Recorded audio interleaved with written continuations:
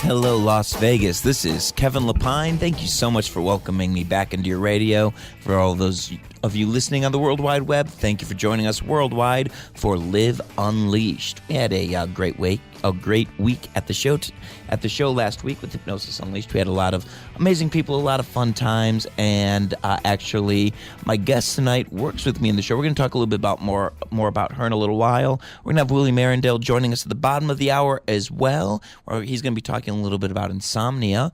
I also wanted to remind everybody here in Las Vegas that not only do Nevada residents get half off of their tickets at Hypnosis Unleashed, but all first responders, that is military, police, firefighters, EMTs, all the people who kind of protect my butt on a day-to-day basis are always welcome to the show for free. We are excited to have you, and we thank you so much for your service to your community. And before we kick in with our guest, I wanted to open up this week's thought with Living Unleashed with talking a little bit about what I like to call ignorant self-denial of opportunity.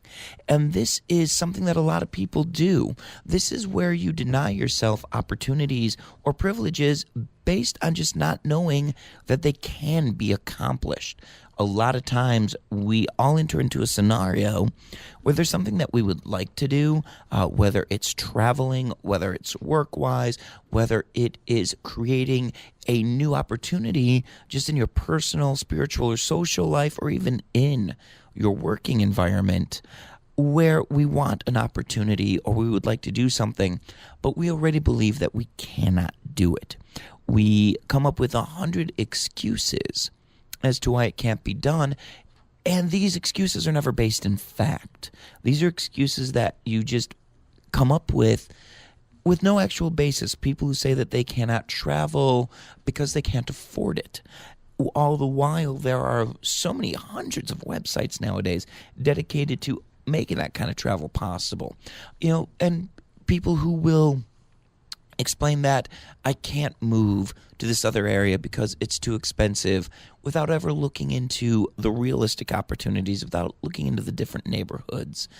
The times that we look in our professional environment and say, well, I can't get a raise because I don't fit in with this certain group, never knowing what that group really does. And a lot of this comes to something that we have talked about many, many times, and that's strictly just advanced planning. Do you know what you want to do? Do you have a goal and a desire in mind? Have you actually taken the time to research it? One of the greatest advantages to the World Wide Web is that nowadays you can go online and people have blogs about trips they've taken, how they've done it, students who have traveled extremely inexpensively, business people who have stepped up and created that next opportunity. The resources are out there. Before you come up with an excuse as to why you cannot do something, it's always best to reach out and see if you can accomplish it. Try and find the people who have done what you want to do. Odds are there's somebody online or even somebody who is a friend or a friend of a friend who have done it. And instead of making up an imaginary excuse as to why you can't achieve what you want to do, reach out to somebody. Find out how they did what they did. That'll allow you to grow and to accomplish anything you want. The more we take the time to research the possibilities and the more facts that you find, the easier you find something is. Our imagination and what we believe we cannot accomplish is such a strong emotion.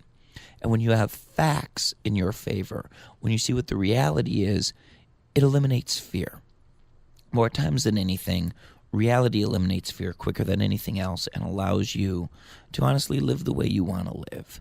We're going to take a short 2-minute commercial break. When we come back, we're coming back with Erica Van Lee, who's going to be joining us, who has done so many things that we can't wait to talk to her. We'll see you in 2 minutes. Thank you for joining us.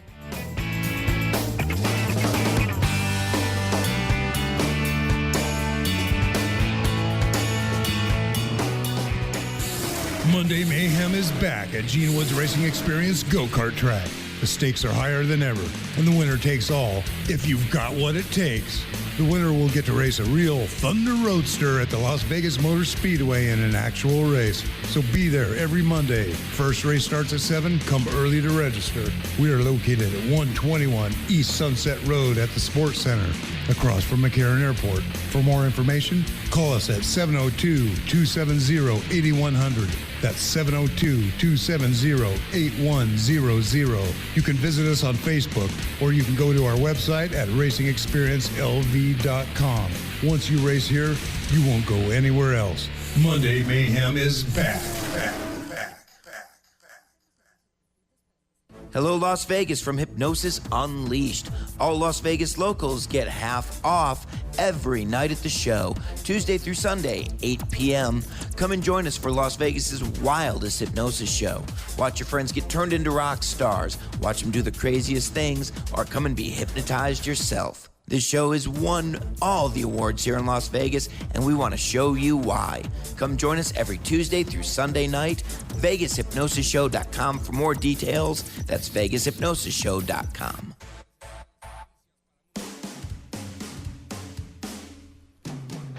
Hey, it's Roxy from the 702 Rock Show, right here at VegasAllNetRadio.com. Listen to my show every Friday, 4 to 5 p.m. to hear about local artists, musicians, fashion designers, and more right here in Las Vegas. So tune in every Friday, 4 to 5 p.m. to hear me, Michelle Roxy Davis, right here at VANR on the 702 Rock Show.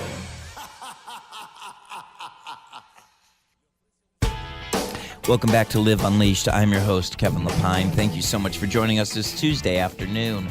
Well, we have our guest in studio who is a dear, dear friend, somebody that I look at as both a sister and an inspiration in a lot of ways.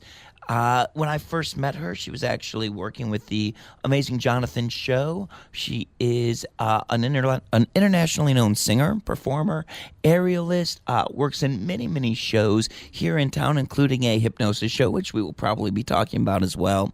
I'd like to welcome everybody to Erica Van Lee. Erica, thank you so much for joining me this afternoon. Now, there's so many things that we can talk about, and I kind of like to start at the present, then jump backwards. You've been working with me for quite a while. You've been an amazing right hand for me.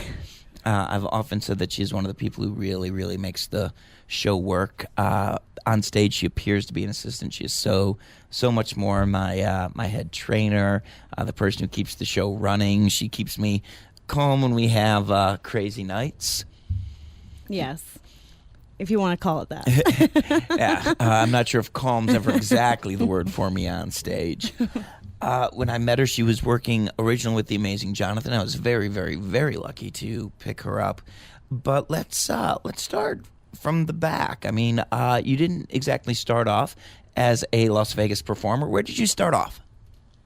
Well, I'm from Bayou Chico, Louisiana. It's a town of like 2,000 people, and so after high school I started off at a small community college studying theater, and I actually wanted to study music, but actually the school was so small that I couldn't, they didn't offer music, so I said, well, why not theater then? It's fun, right? So from there, I mean, that's kind of where I took off with everything. After doing that program, I moved to London and I studied at the Royal Academy of Dramatic Arts. So that was that was a big deal at that point for me. We're talking a really, really big jump. And was Harvard before or after London? After. Okay. So let's just talk about this for a second. So you're from a small town where the status quo really is the norm. For the status quo of whatever we want to call the status quo there. I live down in Louisiana. It can be its own little universe sometimes. But you make this decision that you're going to go from one of the bayous of Louisiana to London. What makes you choose to make such a huge jump, both geographically and... Now, I'm not knocking anyone from anywhere, but when I say... mentally, I'm not questioning anybody's intelligence anywhere, but you're going from a small community mentality to now I'm going to go across the world with a whole different dialect, with a whole different attitude, with a whole different mindset, which to most people would be terrifying. What made you make this jump? Well, actually, the first time I traveled to Europe, I believe I was 18, and there's like poster boards in the hallway at the community college in Alexandria, Louisiana, and it was like the study course, like theater study group, go to London and Scotland for 2 weeks and travel. So I brought that home to my mom and I said, I'd really like to try this. And she's like, oh, how much is it? I don't know. I said, it's about $1,500. So I had to, I saved that money. So I went and did that trip. So the first time I went, and you're right, because there were other classmates that went with me, and they were from smaller towns. And we arrived at the airport in London, and they had camouflage on. And they didn't want to leave the hotel room and try things and go out with our classmates and do things. They were terrified, and they actually wanted to go home after the third day. So they were shell-shocked, basically. All right, but so you take this whole different world, you take the stranger in a strange land approach, but you go out, you meet people. Now, what encourages you to even reach out and meet people? Because we're always told, well, don't talk to strangers. Everybody's out to get you. Mm-hmm. If you go to a bar alone, you're going to be killed. Right. So what makes you go, I'm going to reach out? Well, I was actually lucky, but because before I went on the study tour, I was working. I had one job my whole life that maybe you call it a normal job at this cafe restaurant, and there was a guy named Phil from England, and he's actually a famous DJ in Europe. And I met him, and he was the one that told me, like, he inspired me to do more. He inspired me to perform. He inspired me to create music as I'm doing now. And so when I went on the study tour, after the study tour, I told my classmates, I'm like, hey, I'm staying like extra time, so peace out, I'll see you later. So I ended up staying longer. I stayed 2 extra weeks, and we went to Amsterdam, and we went to Belgium, and he actually exposed me to a lot of different things that I think the program wouldn't have, because he introduced me to a lot of actors, producers, engineers, people in the business, and kind of opened my eyes that there's a lot more out there, and I never really had that kind of fear. I guess, I don't know, maybe my personality, even from high school, I've always had a lot of friends, and I've always wanted to try new things, and I was always kind of different than everyone else because, you're right, like everyone from my high school, they work offshore, mm-hmm. and they stay in the town, and it's an amazing job. It's a great, it's a great career, actually. And it's kind of the career that town's based on. Yes. So okay, you do the student program, you apply to a school in London, you get accepted. Mm-hmm. How long are you in London for? I was in London for the summer, actually, and it was really funny because I was so naive. Because I started the theater program in Alexandria, Louisiana, and I thought, I was so naive. I thought, oh my God, I'm ready. I took like 1 semester of acting. Mm-hmm. The quality of acting I was probably doing at that point, very high level. So you were already well versed in Shakespeare, and you're going to teach them in London how it's done. Yeah, I was just starting to lose my Bayou Chico accent, right? So I'd go to New York City with my boyfriend at the time, and I auditioned at the Twin Towers. And it was so cute because I remember now I auditioned and the director from London said, oh, that was a great monologue, whatever. And he said, have you auditioned for other schools? And I was like, no, this is the school I want to be part of. And I was so nice, I traveled just here and I saved all my money just to be here. But I didn't get into the 4-year program, but I did get into one of their shorter programs. But, I auditioned and I got the part. And I went home and I said, Mom, I got in. There's no choice. I have to go. So I had to take a loan out to go. And so you took out a loan. Mm-hmm. You did that. And, even doing a summer program still just opened up your mind to a whole new world. Yes. You got to see these new experiences. Yeah. So you're there for a summer. So I'm there for a summer. And then I told my parents, well, after I go to London, I'm going to move to Dublin, Ireland. And they're like, what? Are you serious? I'm like, yeah, because there's another program I want to do. And I didn't even audition for this program yet. So, you know, like, I'm an idiot at the time. Like, I have $400 left at this point, and I'm in 400 pounds. And I walk by the sunglass shop that has Gucci sunglasses in it.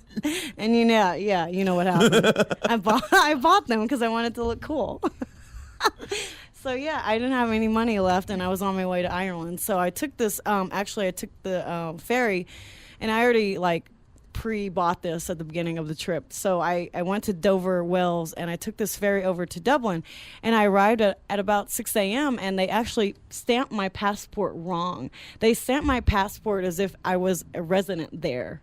So when I moved there, I'm living at the hostel at that time for like 2 weeks until I find a job.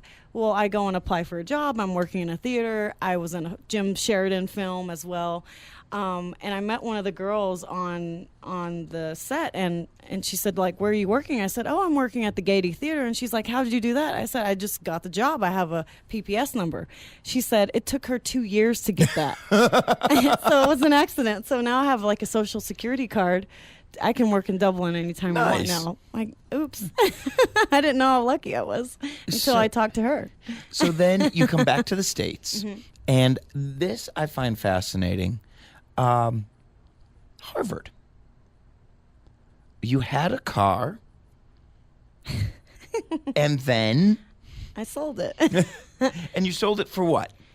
$6,000. In order to go to Harvard for one semester. I only took like 2 classes and then 1 elective class, so I had to keep it. I wanted to take more classes, but that's all I could afford, and to live on campus and everything. So, but yeah, so my friends went to Harvard, and I was like, I want to go to Harvard, but I didn't have enough money, and I'm like, everyone should go to Harvard if they want to, but I couldn't afford it.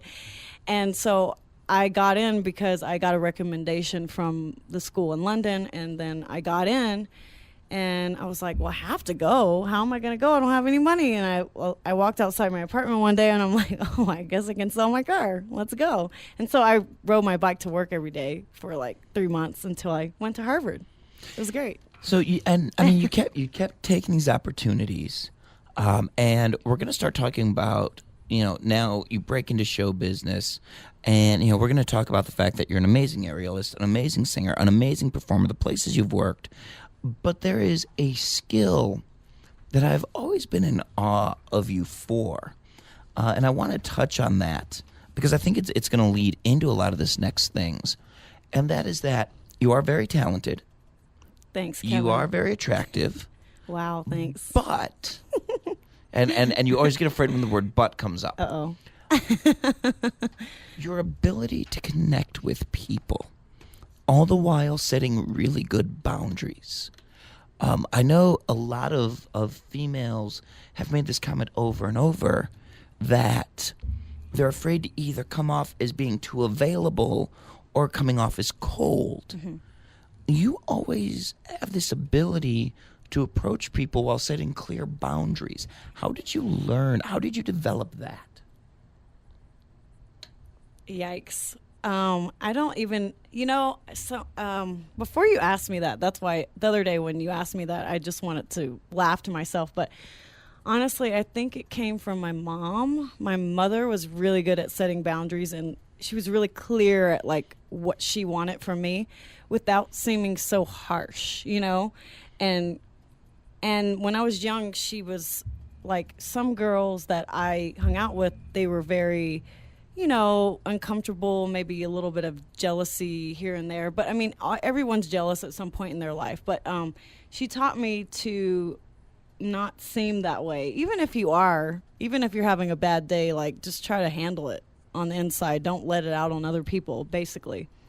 And I don't know. I honestly think that it comes from traveling a lot because, like I said before, I started traveling when I was 18 and 19. So I was alone a lot, going to auditions in front of Jim Sheridan with Fox Searchlight and going into a lot of different situations, going to parties at a young age, hanging out with people that I looked up to. So I always had to be kind of on my game and kind of pretend like I was like one of them. So I kind of learned and listened a lot.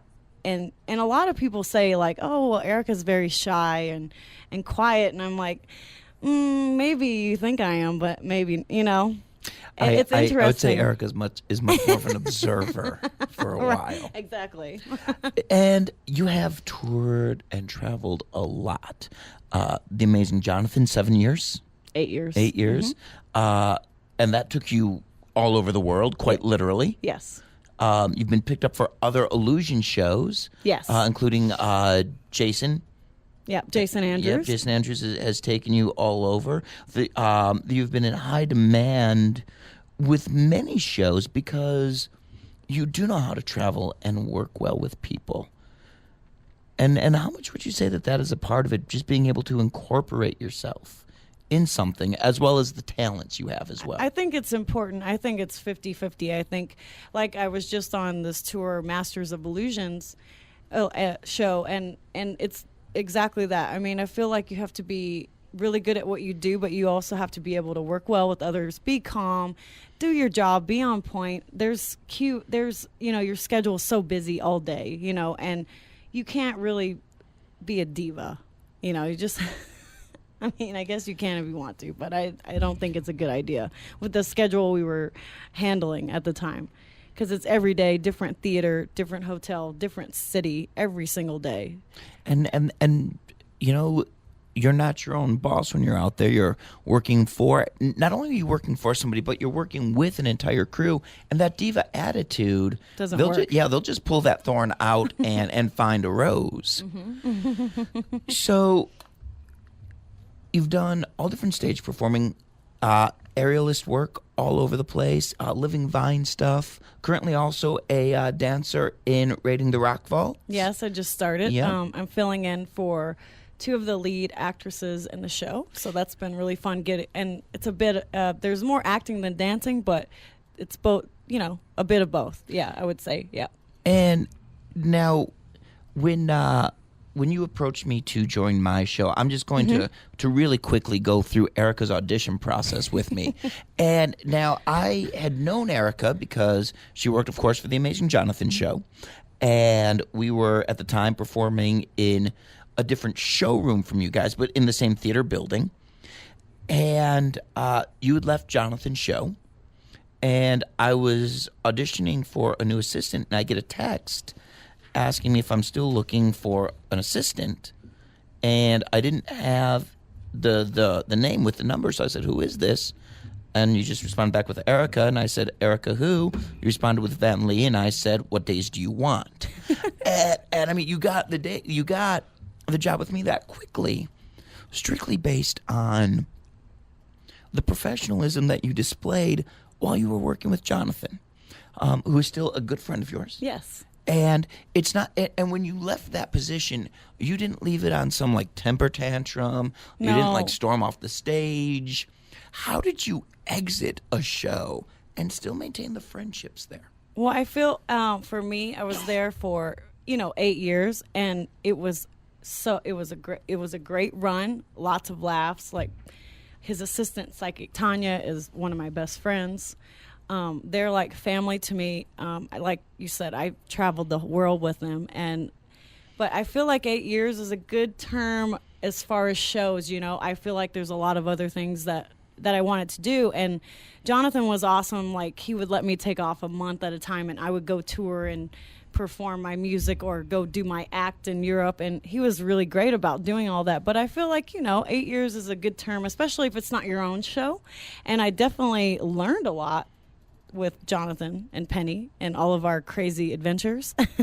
But it was just time to go.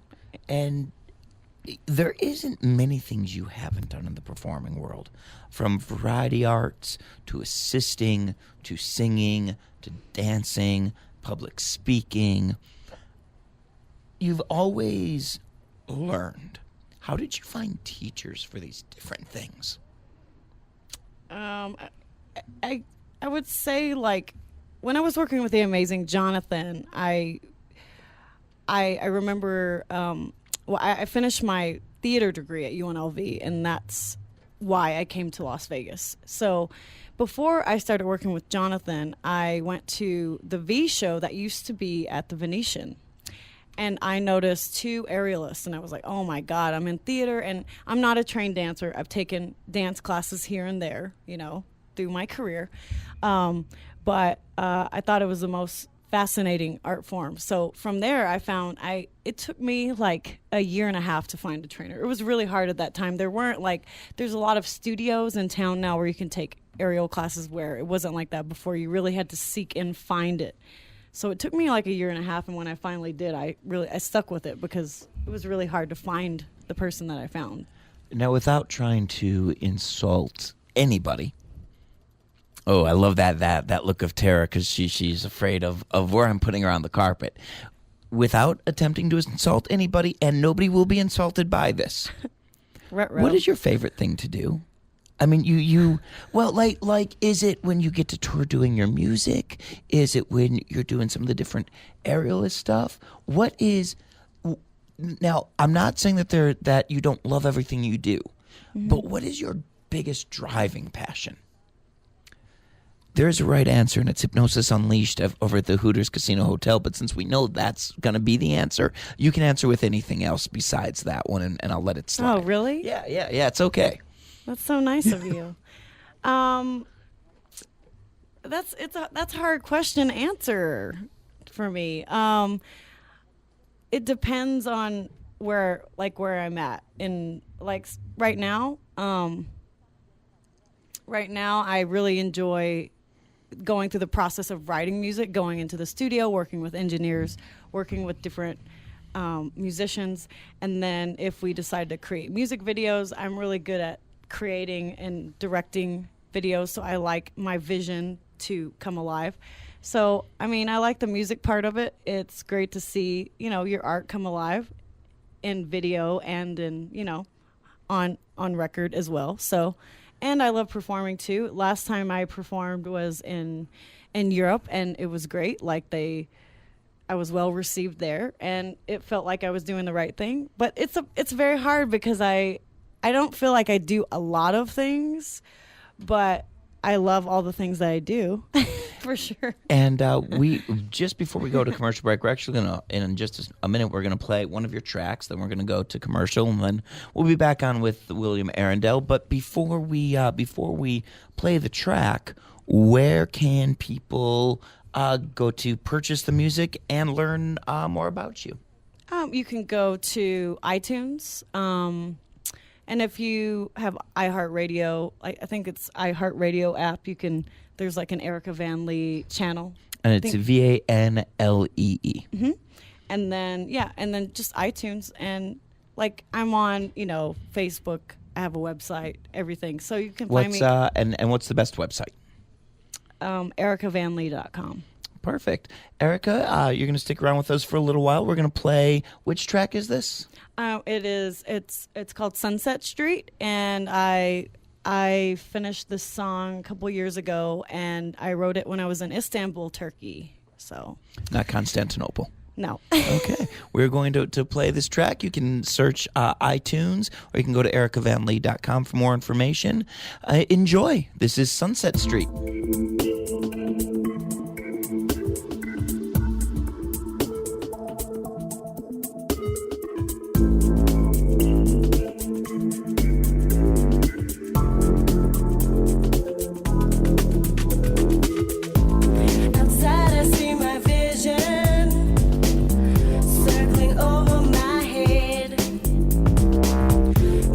Flying so high today, like the way you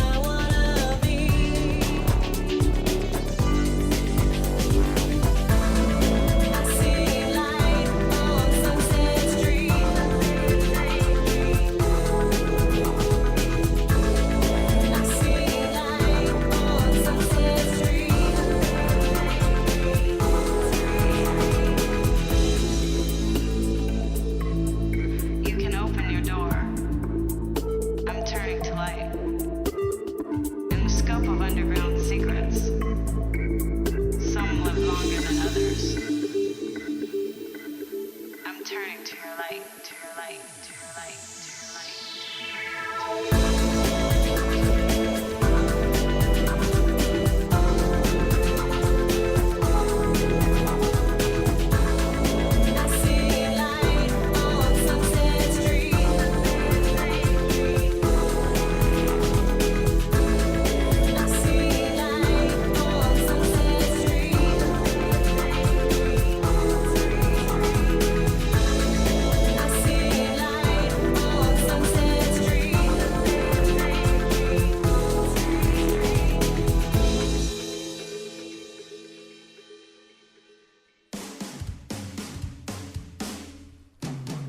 Hey, it's Roxy from the 702 Rock Show, right here at VegasAllNetRadio.com. Listen to my show every Friday, 4 to 5 p.m. to hear about local artists, musicians, fashion designers, and more right here in Las Vegas. So tune in every Friday, 4 to 5 p.m. to hear me, Michelle Roxy Davis, right here at VANR on the 702 Rock Show. Monday Mayhem is back at Gene Woods Racing Experience Go-Kart Track. The stakes are higher than ever, and the winner takes all if you've got what it takes. The winner will get to race a real Thunder Roadster at the Las Vegas Motor Speedway in an actual race. So be there every Monday. First race starts at 7. Come early to register. We are located at 121 East Sunset Road at the Sports Center, across from McCarran Airport. For more information, call us at 702-270-8100. That's 702-270-8100. You can visit us on Facebook, or you can go to our website at racingexperiencelv.com. Once you race here, you won't go anywhere else. Monday Mayhem is back. Hello, Las Vegas from Hypnosis Unleashed. All Las Vegas locals get half off every night at the show, Tuesday through Sunday, 8 p.m. Come and join us for Las Vegas's wildest hypnosis show. Watch your friends get turned into rock stars, watch them do the craziest things, or come and be hypnotized yourself. This show has won all the awards here in Las Vegas, and we want to show you why. Come join us every Tuesday through Sunday night.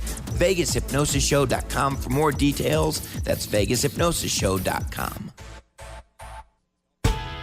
Welcome back. This is Kevin Lepine. Joining me is Erica Van Lee. We heard her track Sunset Street. You can find her on iTunes and the iHeartRadio app, or ericavanlee.com. You can always find me at VegasHypnosisShow.com. That's VegasHypnosisShow.com. We do Hypnosis Unleashed Tuesday through Sunday, 8 p.m. at the Hooters Casino Hotel. All Nevada locals do get half off, and all of our first responders are always free at the show. If you have any questions about anything that we talk about here on the show, feel free to email me anytime at info@VegasHypnosisShow.com. That's info@VegasHypnosisShow.com. And just to throw out one other website, I'm going to throw out HelpNewOrleans.com. That is a great resource for one of the greatest therapists in the universe, not just New Orleans, not just Louisiana, not just the U.S., not just the world, no, the universe. I'm, of course, talking about one of my best friends and my co-host. Please welcome William Arendell. Will, thanks for coming in. It might be the nicest introduction I've ever had. It's good to be here, and hello, Erica. It's good to hear from you again. Hello. So how it now? French Quarter Fest just wrap up, or is it just coming in? It just wrapped up. It was an amazing weekend. And for those, we talked a little bit about it last week. You've got bands from around the whole region playing. I was at a training most of the weekend, so I was only able to get there on Friday, but it was still amazing. One thing I'd like to start with is, Erica, just by being who she is, brings up a really important point about trying to follow your dreams and following your dreams. And that's that, there's this space in performing, and really in every level, that people don't realize, this kind of mid-level space that Erica occupies, and that you, Kevin, occupied for a very long time, where a lot of people don't realize they can make a really good living doing something without being a household name, without being famous, or without, having your name plastered on every magazine. That there's this space in performing, that there's space in medicine, that there's space in just about everything to be a stock market person or whatever you want to do, there is this mid-level space where people don't necessarily know, and Erica's pretty well known, but they're not well known or a household name, but you can make a really good living. And your dream, the other thing she brings up is that your dream can change, and it doesn't necessarily have to be that focused. Erica does so much, and she's a good example of, you don't necessarily have to know exactly what you're going to do to get started. You just have to get started. And I think those are really important things that you bring up for us, Erica. When did you start to figure out that this was really going to be your life? Was there a time when you started to realize, hey, wait a minute, I'm here and I'm doing this? I would say when I moved to London the first time, I thought, I just don't have a choice. This is what I want to do. A lot of people in entertainment, they'll say, oh, if I don't make it in 10 years or when I turn 30 or 40, I'm going to try something else. I don't have a choice. This is what I'm going to do. This is what I'm always going to be doing, and if you say that and and then you create these, opportunities for yourself. You have to create the opportunities for them to happen. And you create them by putting them in your mind, planting them in your mind, first of all, and just believing that. And sometimes I don't believe it. I'm like, oh, my God, what am I thinking? But you just got to keep believing. It's almost like you're sounding like, act as if it's going to happen. It almost sounds like she didn't want to quote a Journey song. Yes. I almost went there, Kevin. Thank you for always helping me. Okay, there was one question that I was going to avoid asking, but I've got to ask it now, and God. And this is actually about London. So you're there. Can do it, Kev. You're some of the world's greatest, and I mean, so now, were you a fan of Shakespeare when you went there? Yes, of course. What was one of your favorite monologues? I'm not asking you to reset it, but what was one of your favorites? Because everybody in theater, I think, has that one monologue that they always like, even if it's short. I don't know. I don't remember the name of it, but there's a monologue in Troilus and Cressida. But my favorite Shakespeare play would be The Tempest. Okay, now here's the question that I really wanted to ask. What does any section of lines or monologue from The Tempest sound like with a Bayou Chica accent? No. Okay. No. Exactly. So when I moved to London, even though the Bayou Chico Cajun French accent is very cool and unique, but I had to lose it so that I could, be in Shakespeare plays and have other opportunities. Yes, exactly. Yeah. And a lot of people, when I came back, they're like, wow, you lost your accent. And I'm like, it's there if I want it as an option, The only time I've ever heard, and I think you'll be able to relate to this just with people down there, the only time I've ever heard her slip into that accent at all is when I've done something that's actually ticked her off. Oh, no. Then I believe the word Cherie will come out just a little bit. Yeah, maybe a little, yes. So, Erica, this brings up a question. How do you deal with fear? What are the ways you try and deal with it? Deal with beer, like drinking beer? Fear. Oh. No, fear with an F. Is this a beer show? I like Hefeweizen. Okay. With fear. Yeah. And whether it was the fear of moving, the fear of an audition, the fear, what makes you look past the fear and go for it anyway? I never had fear, and people say don't ever say never and always, but I really, truly never had fear in traveling. I did have fear in auditioning, and sometimes, just because you're in front of a panel and you're going to be judged, and I knew that, I didn't go to the academy or like an acting high school, so I didn't have a lot of experience, so I was really nervous. I had butterflies in my stomach before I would go to auditions, and and I when I first started, I would beat myself up a lot.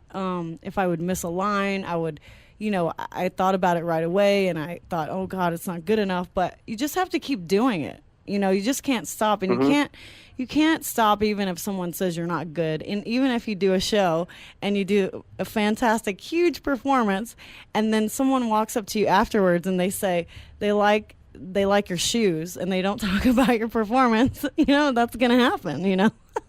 Even though like you're like wah, wah, they didn't really like my acting, but they like my shoes. Okay, you know, just means you need to try harder. Yeah, the occasional left-handed compliment of, so what did you think of the show?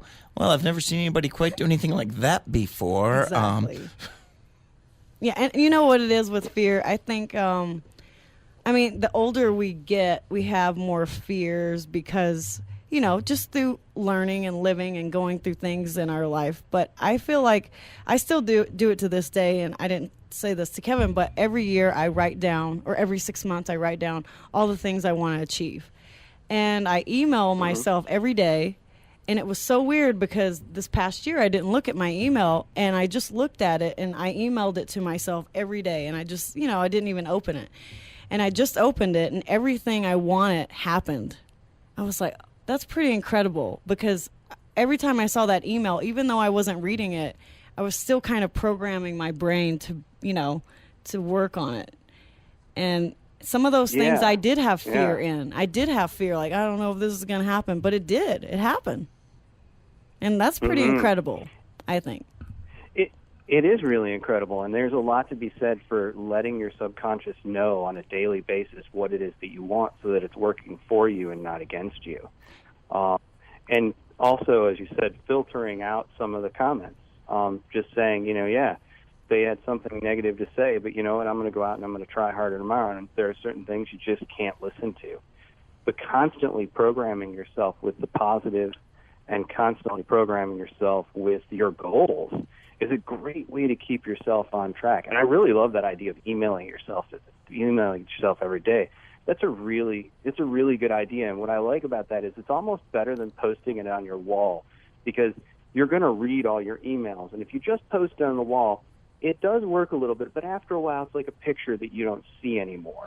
As where your emails, you're constantly scanning them down, and you're going to read, you know, okay, that one, oh, there's that one again, you know? So it brings it up in a new way into your consciousness and your subconsciousness all the time. So I really like that idea. It's really great. Thanks. Now, Will, we're going to throw it to you for a second, because the one segment that we've been adding now every week is just talking about something physical that people use to kind of block themselves, and you wanted some time to talk about insomnia. I really did. You know, I wanted to talk about the things that you know, why people can't follow their dreams. And when you have insomnia, it affects, you know, as I said last week, it affects, when you don't sleep well, it affects absolutely every part of your life. It'll raise your anxiety. It'll lower serotonin. And serotonin you can think of as a chemical of possibility. And when serotonin gets low, you just can't take chances, and you won't even see things that are right in front of you. It lowers dopamine, and dopamine is our reward chemical. And so what I want to talk about is just a few simple things you can do to get past insomnia if it's not too serious. And a lot of insomnia is really a sleep regulation issue. Other more serious issues that are really seriously medical.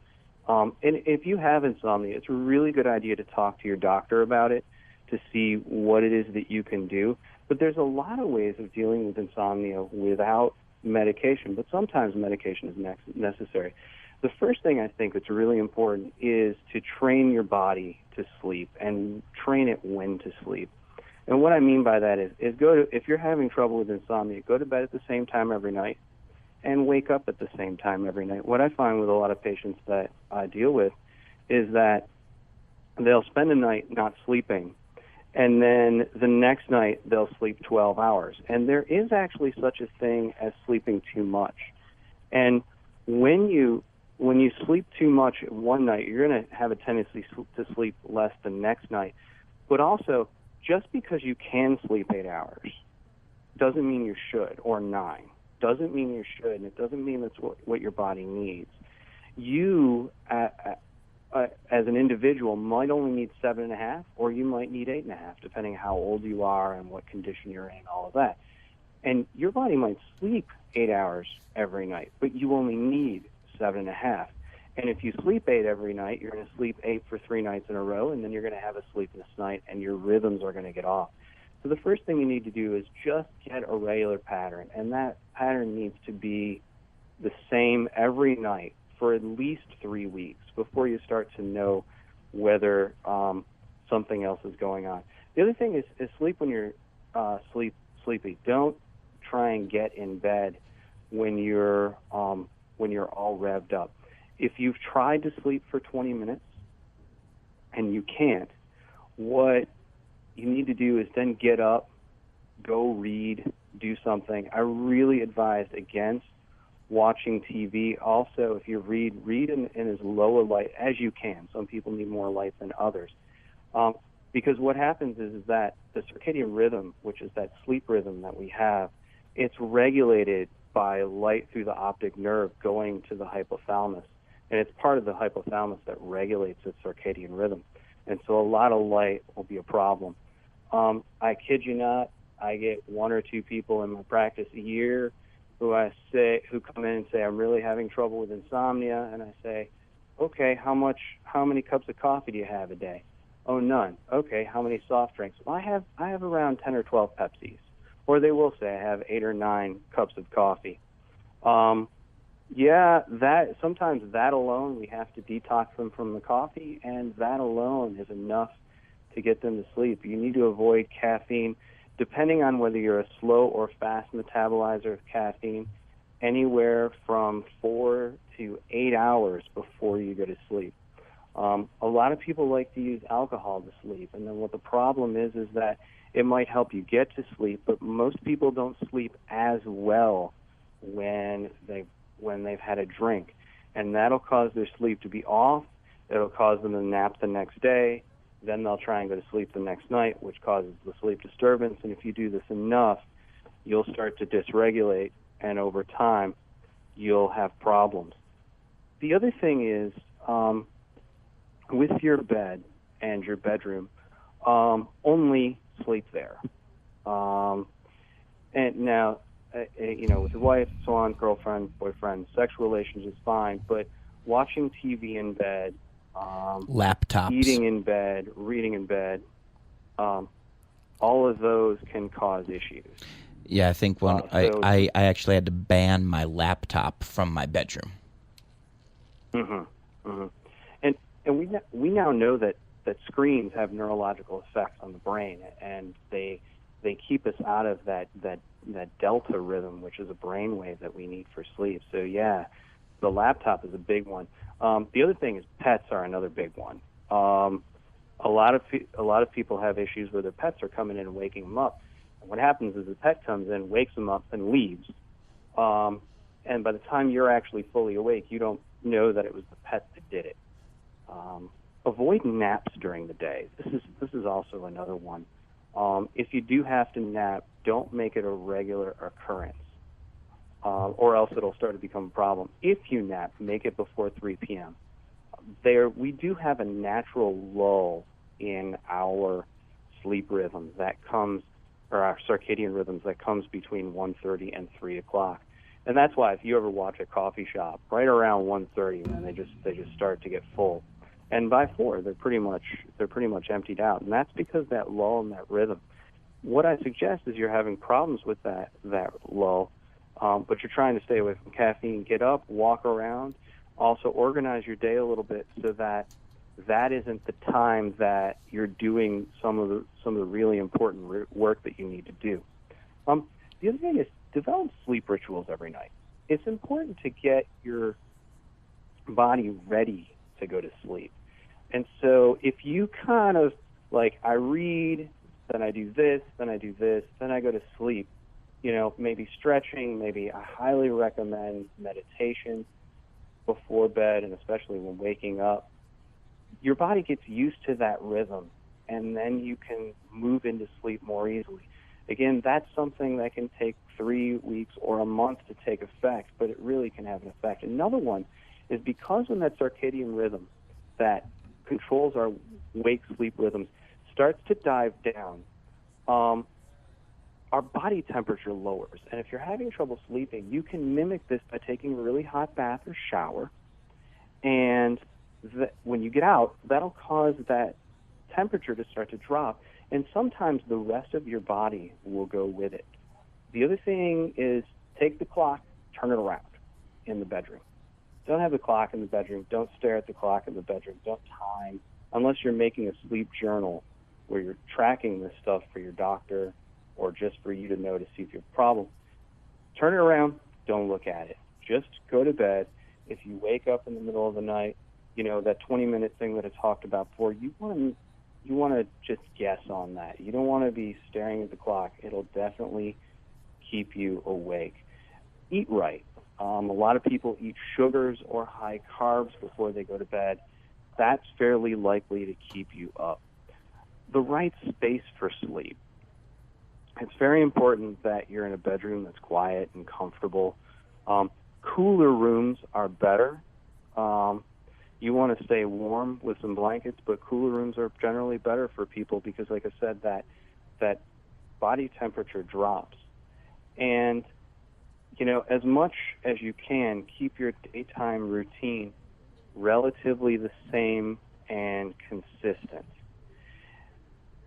For things where that doesn't work, and you want to take it to the next level and you're really having problems, melatonin can be an effective tool. But I really recommend that no one out there take any over-the-counter supplements unless you've talked to your doctor. A lot of people don't realize that, and especially if you're on medications, a lot of people don't realize that their over-the-counter vitamin supplements can interact with their medications, and those interactions can be severe enough to land you in the hospital. But there are over-the-counter things. Now, what's a great resource for people to reach out to and to check in on? For go ahead. For insomnia, where's a great resource for them to check into to get more information? You can start with my website at helpneworleans.com and the ASAM, American Academy of Sleep Medicine, is a good place to start. They'll help you find a doctor and a therapist in your area. And I definitely would start with your family physician. Is your best place to start with this. But don't be so quick. If they offer drugs on the first go round, then you might be more apt to talk to somebody who a doctor who specializes in sleep, and ask them if there is another way they could do it besides medication. But remember, medication's important, and some people can't do it without it. Great. Well, thank you so much. His website is helpneworleans.com. Erica Van Lee, thank you so much for joining us in studio. Her website is ericavanlee.com. That's VANLEE.com. You can email me anytime at info@vegashypnosisshow.com. That's vegashypnosisshow.com. I'm your host, Kevin Lepine. Thank you so much for joining us this week. Have a great one.